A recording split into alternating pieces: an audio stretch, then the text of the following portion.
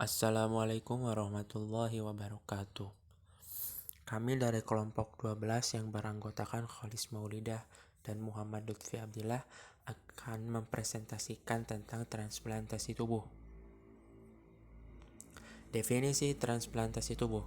Transplant berasal dari bahasa Inggris yaitu kata transplantation. Maksudnya penanaman jaringan yang diambil dari tubuh yang sama atau dari individu lain. Dalam bahasa Arab, transplantasi juga dikenal dengan naqlu al-aza, zira al-a'la da'i. Transplant ialah mentransfer jaringan dari bagian satu ke bagian yang lain pada badan individu yang lainnya.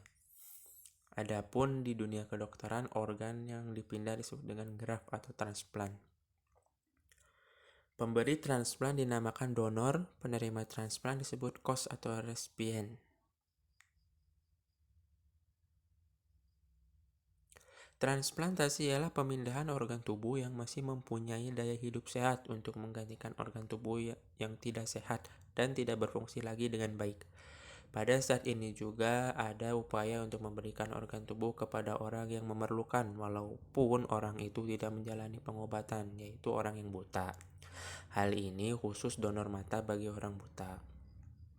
Pencangkokan organ tubuh yang menjadi pembicaraan pada saat ini adalah mencangkok mata, ginjal, dan jantung karena ketiga organ tersebut sangat penting fungsinya untuk manusia, terutama ginjal dan jantung.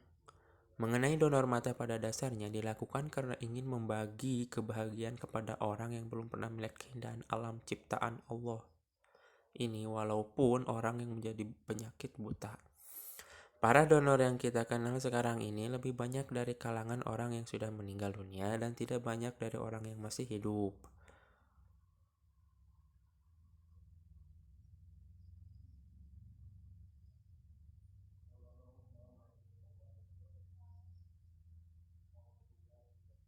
Bismillahirrahmanirrahim.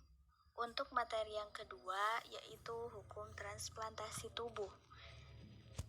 Hukum ini terbagi menjadi dua, yaitu ada yang haram dan ada yang halal atau yang membolehkan transplantasi tubuh ini.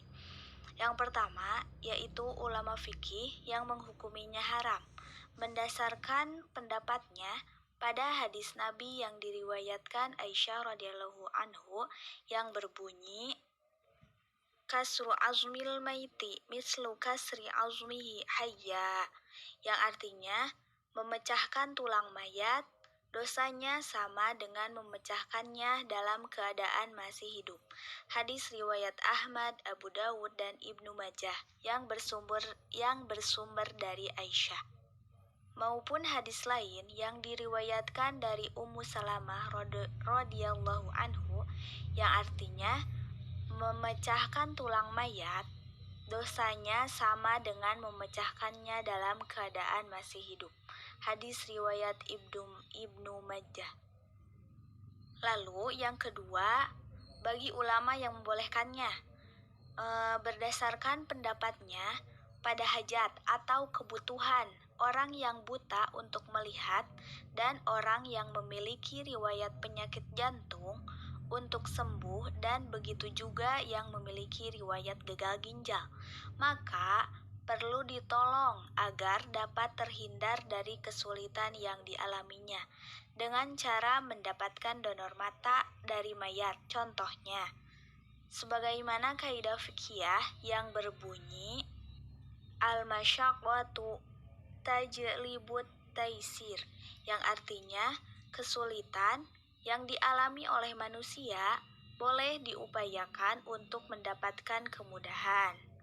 Ulama fikih dari pengikut Imam Asy-Syafi'i memberikan komentar dalam kitab Fath al-Wahhab bi Syarh Manhaj al-Tulab karangan Zakaria al-Inshori, dan yang artinya, dan apabila seseorang menyambung tulangnya dengan qaid yang saya tambahkan karena butuh menyambungnya dengan najis, maksudnya tulang najis yang tidak layak dijadikan penyambung selainnya karena tidak adanya tulang suci, maka ia dianggap uzur dalam hal tersebut.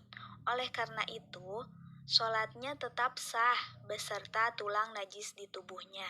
Sementara itu, Muhammad Al-Khatib Al-Syirbini dalam kitab Mughni Al-Muhtaj ila Ma'rifah Al-Faz Al-Minhaj yang artinya dan dibolehkan baginya, maksudnya adalah orang yang dalam kondisi darurat memakan manusia yang telah mati ketika ia tidak menemukan bangkai selainnya, sebagaimana telah dibatasi oleh Imam Al-Rafi'i dan Imam Al-Nawawi dalam kitabnya Syarh Al-Kabir dan Al-Raudhah, sebab kehormatan orang hidup jauh lebih besar dari orang yang telah mati.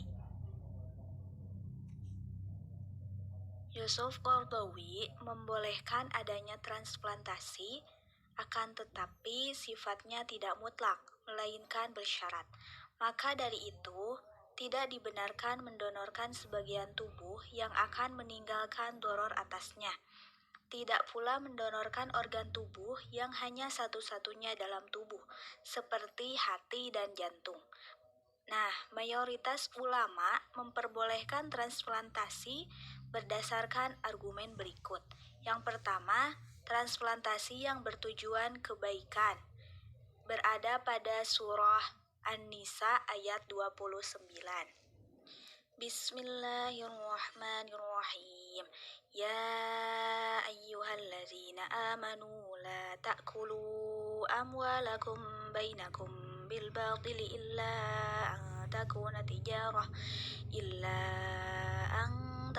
tijaratan an taradim minkum wala taqtulu anfusakum innallaha kana bikum rahima. Shadaqallahul azim. Yang artinya, wahai orang-orang yang beriman, janganlah kamu saling memakan harta sesamamu dengan jalan yang batil, kecuali dalam perdagangan yang berlaku atas dasar suka sama suka di antara kamu.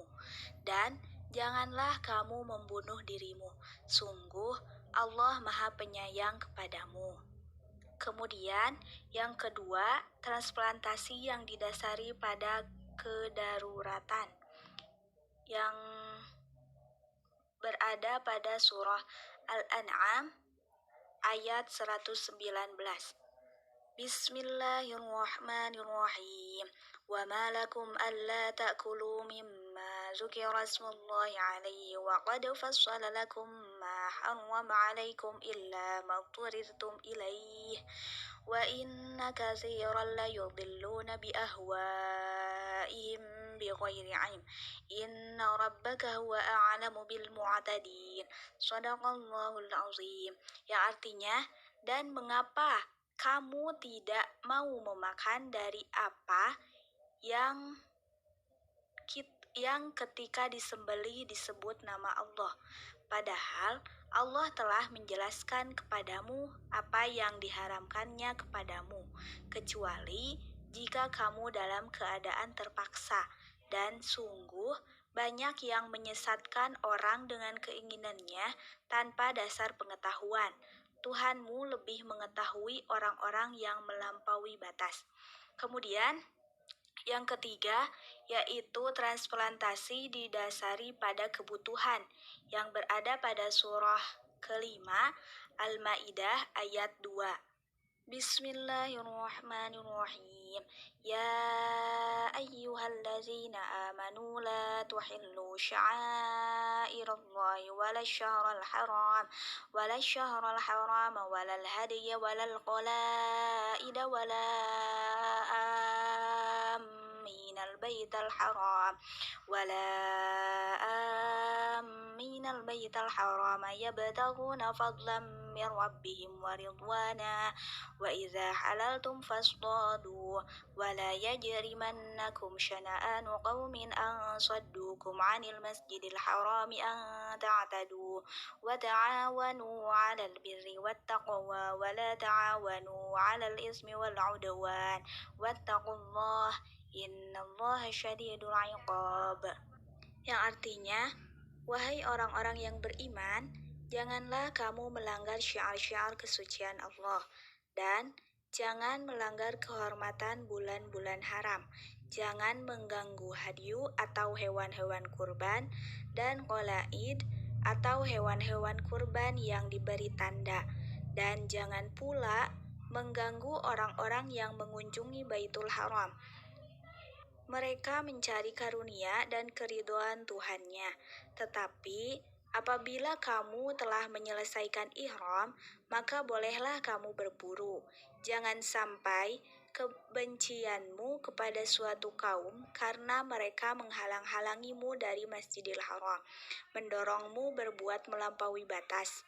Dan tolong-menolonglah kamu dalam mengerjakan kebajikan dan takwa, dan jangan tolong-menolong dalam berbuat dosa dan permusuhan.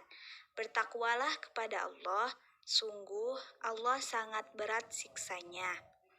Mungkin sekian pemaparan yang saya sampaikan. Wassalamualaikum warahmatullahi wabarakatuh.